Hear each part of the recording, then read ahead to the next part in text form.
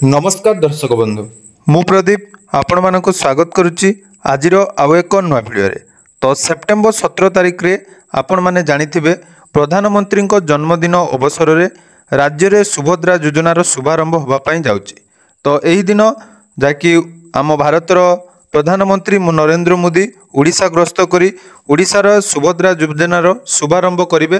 ता सहित आउ गोटे बहुत बड़ खुशीर खबर जहाँकि रही ओडिशा रे 17 तारिख दिन आवास घर योजनार जो मानकर नुआ किस्ती मिलिबो सेमानंकु प्रथम किस्तीर टंका प्रधानमंत्री नरेंद्र मोदी द्वारा प्रदान करा जिवो। जोटा कि ओडिशा रे जन्मदिन अवसर में प्रधानमंत्री दुईटी बड़ भेटी रहिबो। तो यही अवसर में ओडिशा रे सुभद्रा योजनार शुभारंभ होगा सहित आवास योजना रे घर प्रदान करा जिवो।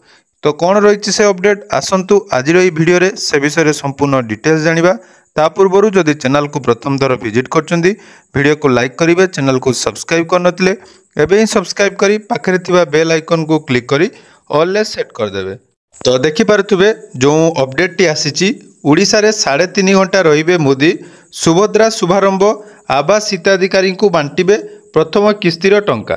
तेणु निज जन्मदिन रे अर्थात आसंता 17 तारिख रे प्रधानमंत्री नरेंद्र मोदी ओडिशा ग्रस्त रे आसी राज्यर बीजेपी सरकार सुभद्रा योजना सह विभिन्न सरकारी योजना एवं प्रकल्पर शुभारंभ करेंगे। यह सहित प्रधानमंत्री आवास योजना ग्रामीणर 10 लाख हिताधिकारी को घर मंजूरी पत्र एवं 26 लाख हिताधिकारी को प्रथम किस्ती बंटन करने सह आवास प्लस 2024 आप लोकार्पण करिवार कार्यक्रम रही। तो प्रधानमंत्री मोदी यही 3.5 घंटार ओडिशा ग्रस्त पई आज मुख्य सचिव अध्यक्षतार एक उच्चस्तरीय बैठक में प्रस्तुति समीक्षा अनुष्ठान होईची।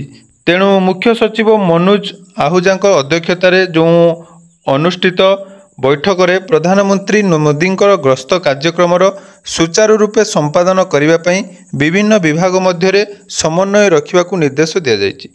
तेणु प्रधानमंत्री मोदी 17 तारिख पूर्वाह्न 11:35 भुवनेश्वर विमानबंदर में पहुंची 11:55 जाकि जनता मैदान में आयोजित कार्यक्रम में जोग देवे।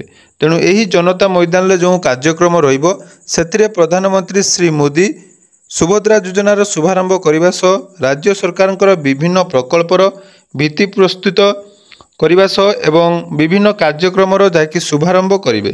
तो यही अवसर में प्रधानमंत्री श्री मोदी केंद्र सरकार प्रधानमंत्री आवास योजना ग्रामीणर 10 लाख हिताधिकारी घर आवंटन पत्र बांटिबे। सेहीपरि 26 लाख आवास हिताधिकारी को सेमानक घरर प्रथम किस्ती बाबद 3180 कोटी टंका सीधा सड़क तांकर बैंक अकाउंट को डिजिटल मोड रे स्थानांतरण करेंगे। यह सहित योग्य हिताधिकारी को पक्का घर आवंटन सुनिश्चित करने उद्देश्य आवास प्लस 2024 ऐप को प्रधानमंत्री लोकार्पण करेंगे बोली जमापड़ी। तेणु यही दिन दुईटी डबल बेनिफिट जहाँकि सरकार तरफ समस्त राज्यवासी मिलवाई जाऊँगी। सुभद्रा योजना टंका मिलवा सहित आवास योजना गृह प्रदान कर व्यवस्था रही। धन्यवाद।